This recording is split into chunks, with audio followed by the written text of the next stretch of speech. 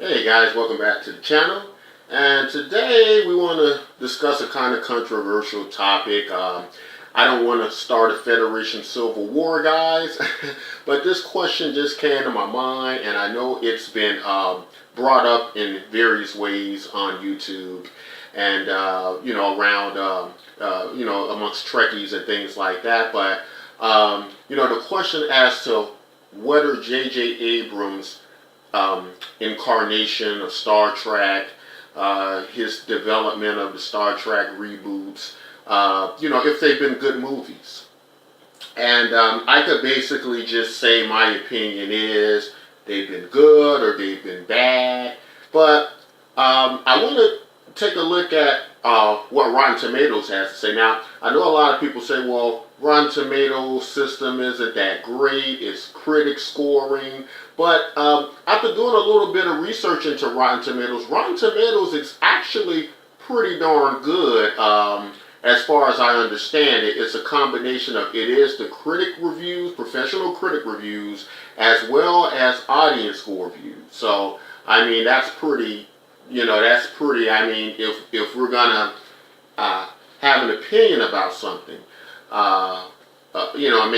making a statement, and of course we're all entitled to our own opinion, but for something to really have,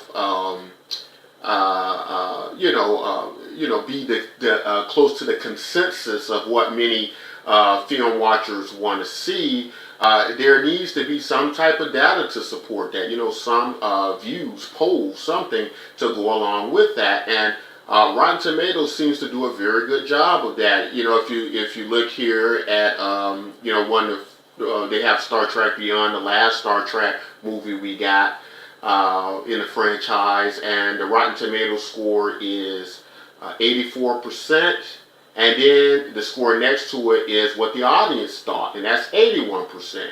And I think that's a pretty fair score for that movie. I think that movie fits somewhere in that range.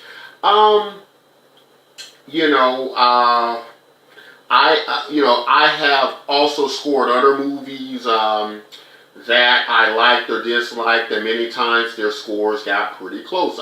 One such movie was Batman versus Superman. I thought the score was fitting for Batman versus Superman. They got a 68 Rotten Tomatoes score. I thought, me personally, I thought that was pretty, pretty good, fitting. That's how I felt about the movie. Now, I'm not saying that these are bad movies, specifically with the Star Trek comparisons. I'm only comparing them towards each movie. I'm comparing the J.J. Abrams Star Treks to the past Star Trek movies we got. And so, in that fashion, I'm not, just because how I'm comparing it, how I'm looking at the data, if a score is higher in comparison to the other Star Treks, I'm saying that may be an indicator that they're better films based on the audience scoring and the professional critic scoring. That's all I'm saying. I'm not saying they're bad movies, because there are some in this system I disagree with, but if we look at the first movie here, Star Trek Beyond, I would say very much that I'm pretty much in agreement with that score. Star Trek Into Darkness, same thing, 86% from the professional critics, or the critic consensus, and 90% from audiences. I thought that was a great score. I didn't think Star Trek Into Darkness was the best Star Trek movie, but just want to speak about J.J. Abrams real quick for a little bit before I keep going down the list. And I just want to say that I've heard all the stories about J.J. Abrams, from him not really being a Star Trek fan, not knowing much about Star Trek. But I just want to say that I think J.J. Abrams has captured a lot of the spirit of Star Trek. People have complained about him using a lot of lens flares in the movie. I don't know. I kind of like the lens flares in the movies. They're out in space. You're getting a lot of light from the stars and different things like that. I like all of the warp engine special effects when they're going into warp speeds and things like that. Also, JJ has done something that I was never able to do. You know, I fit the demographic between 30 and 40 years old, so I'm kind of part of those old Star Trek generations a bit. I love the original series, but J.J. Abrams has been able to do something I never could do back then, and that's to get younger audiences of the time to really like Star Trek, to think Star Trek was something they were interested in. They thought it was just a weird science fiction movie a lot of times, and only like geeks and nerds watched them. But I think J.J. Abrams has actually kind of made Star Trek less nerdy and more open to a lot of the younger audiences and things like that. So I have to give J.J. props for that. But, you know, just getting back to specifically, and then again, I'm a Trekkie, and to me, Trekkie is, as a Trekkie, as a kind of purist Trekkie, I don't feel I really have an opinion about if a Star Trek is good or bad. In a weird way, anything Star Trek for me as a Trekkie is good Star Trek.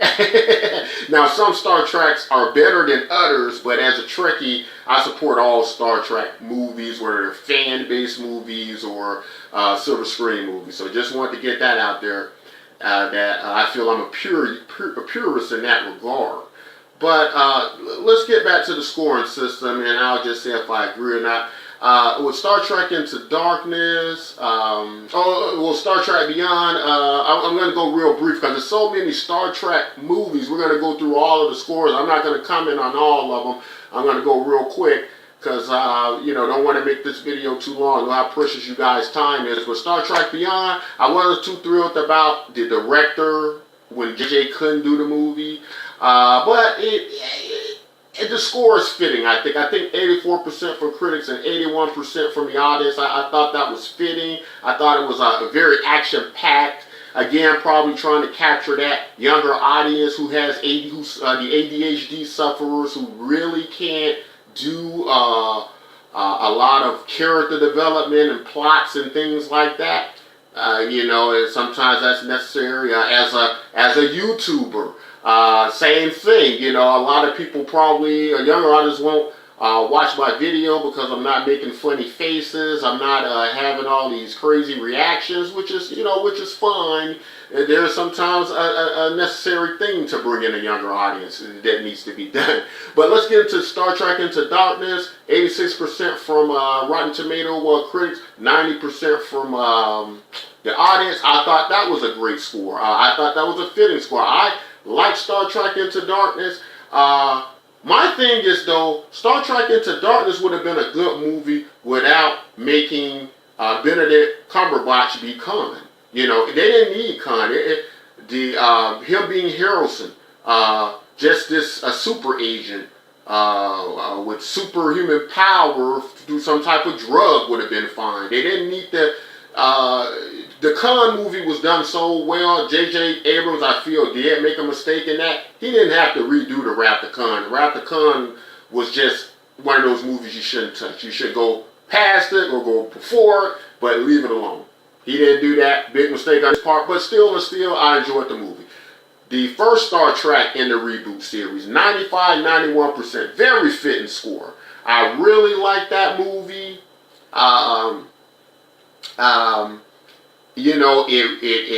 It brought Star Trek back to this next generation, this new generation. It made it relevant today on it's never been done before, because you got to remember that way back when Star Trek first came out and into the next generation, it wasn't grabbing the masses of audience. It was a particular demographic to Star Trek fans, but now it's a much broader with how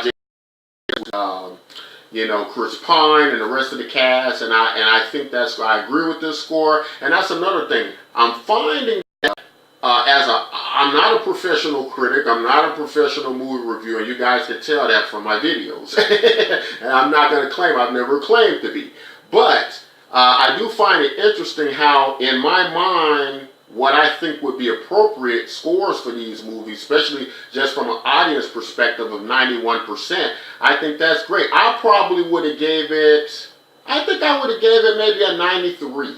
A minus. Is a 91 an A? I think a 91 used to be a B back in grade school, but I would have given it a A minus. Give it a 95 Rotten Tomatoes. I think that's a little bit ambitious, a little bit high, but I'll go with it. Star Trek Nemesis. Now, next one, the film that was done in 2002. My problem with Star Trek Nemesis was that, well, I've always had a big issue with the Star Trek, The Next Generation's transition to film.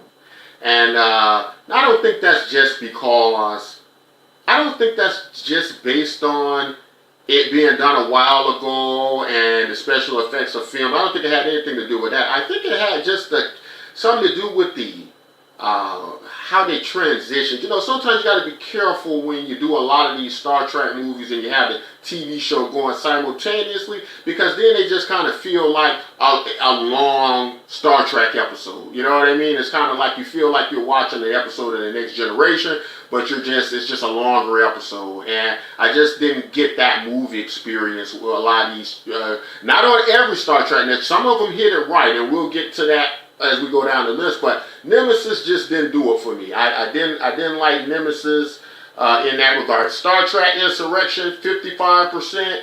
But let me go back to Star Trek Nemesis. I will say that 49% was too low. I would have gave it a 75 for Star Trek Nemesis, because I'm a Trekkie, so it's gonna always get probably 70 or above with me. So I disagree with this particular score. But in comparison to the J.J. Abrams films, it still pales in comparison, score-wise, and my Rotten Tomatoes critics and that of the audience here. Star Trek Insurrection again. I think the scores are too low. 55% by Rotten Tomatoes, 45% by the audience, but I would have given this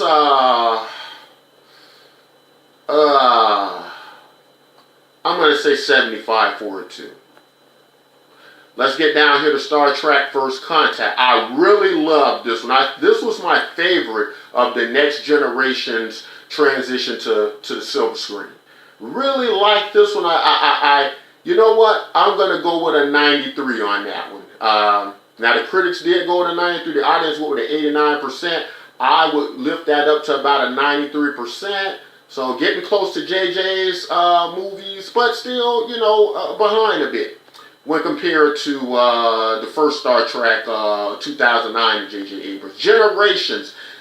Star Trek Generations came out in 1994. I remember seeing that at the movie theater. I would give that a 78. It gets a 57 from the audience, 49. I would give it a 78 simply because I thought it was too, it was a lot of expectations with this. You got to remember that.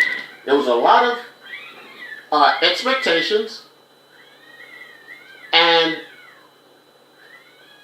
a lot of expectations. Sorry, we had a cat fight. My cats are fighting. A lot of expectations with this film. Excuse me, 1 second.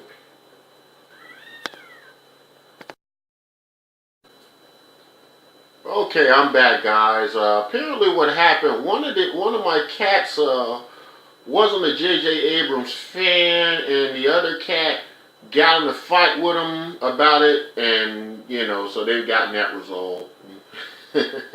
But anyway, yeah, as I was saying, with Star Trek Generations, there were a lot of expectations. Because this was like the first time the Picard and Shatner, or Patrick Stewart and William Shatner, or Captain Kirk and Jean-Luc Picard were going to be on screen together. And, everybody was anticipating what that was going to be like. And I thought it was all right. Rotten Tomatoes, but it was a lot of expectations with it, based on that. And so, Rotten Tomatoes gave it a 49. The audience here, 57%. I thought it did a lot better than that. I'm going to give it 80%. I'm going to say I would have given it 80%. It was just good enough. It wasn't great, but it was, it was not the worst of them, that's for sure, of the Star Trek Generation films, or the next generation to silver screen films. But it wasn't a great. Who's the director? David Carson. And while Riker, Jonathan Frakes directed First Contact, I forgot about that. Well, Riker did a great job. He needs to do some more directing. I thought he did a real great job on that. Yeah, that's how I would have scored Star Trek Generations. Let's move on down here. See what else we got. Star Trek 6: The Undiscovered Country. Really like that one. That's one of my favorite Star Trek films. I think they were fair with the score, but I would have given it a lot higher than that.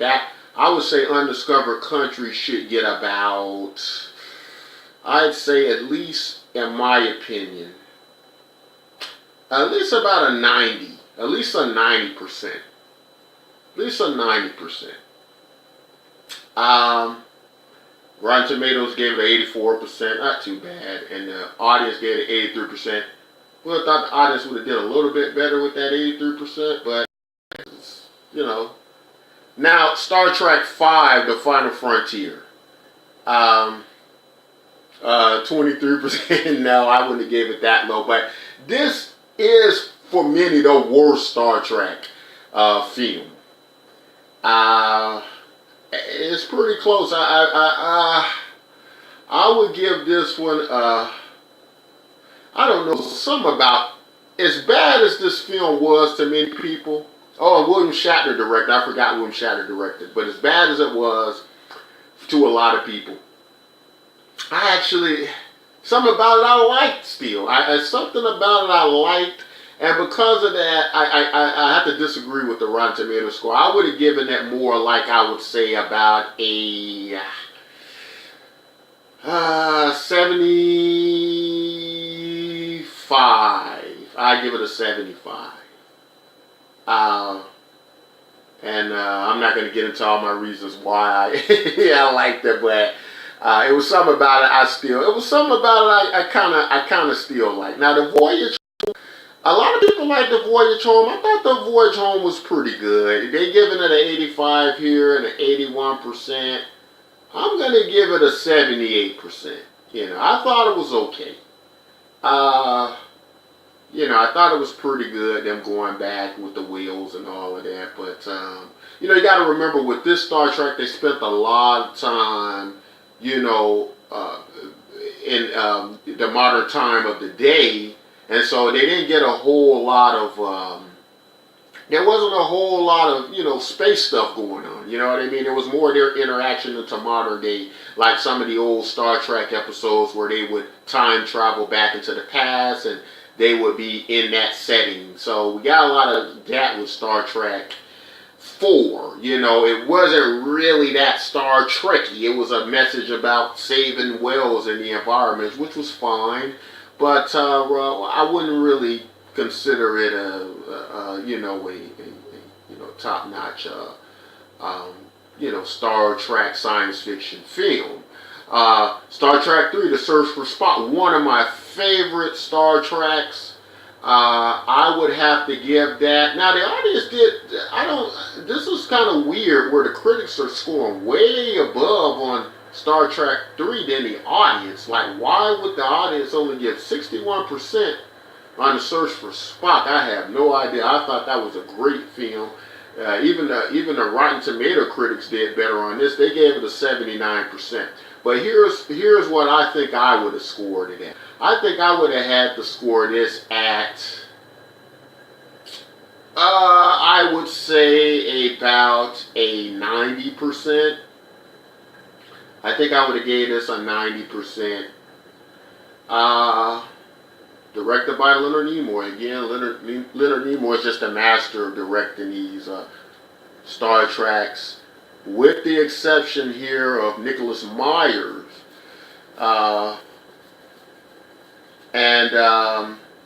That Star Trek II: The Wrath of Khan. I thought the critics did an excellent job with this. 88 and 90% for the audience. I would have to give Wrath of Khan.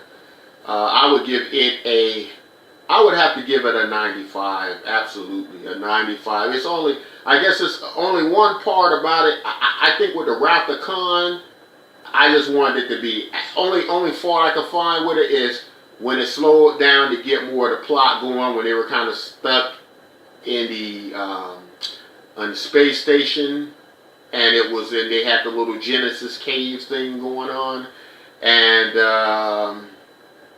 that's about the only thing that it was kind of slow. It got a bit slow there, but other than that, just an awesome movie. I think the best in my opinion, next to Star Trek 3. So they're very close together. And then Star Trek the motion picture, which 46 and 42%. They gave Star Trek the motion picture. I think they did that pretty bad. I think Star Trek the motion picture was a lot better than that.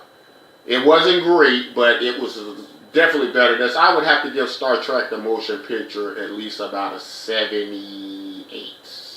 78%.